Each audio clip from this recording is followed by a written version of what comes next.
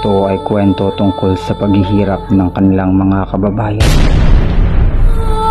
Agad kong pinapakilala sa inyo ang nagbabalik, si Crisostomo Ibarra. Nakatakda itong gisingin ng mga Pilipino sa katotohanang negatibong gawa ng lipunan. Sa aking iniirog, sa aking patawarin mo ko't di na nakabalik.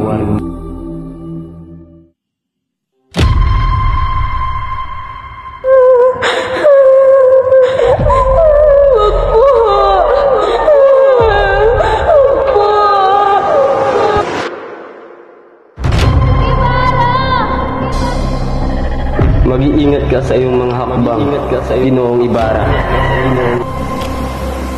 Ibarra, tumakas ka na, Ibarra.